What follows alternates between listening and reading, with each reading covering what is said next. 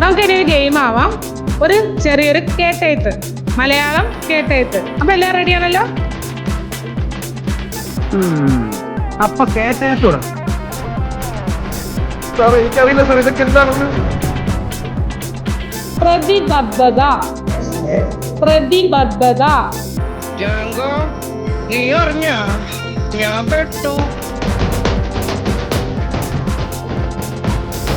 ദൃഢനിശ്ചയം. മൊത്തത്തിൽ തന്റെ പശുണ്ടല്ലേ ഇവിടെ. നമ്മളെ കൊണ്ട് പറ്റി ഒന്നുകൂടെ നിസ്സാരം. ധൃതരാഷ്ട്രൻ.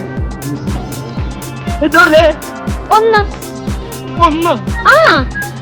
ദൃഷ്ടദ്യുമൻ.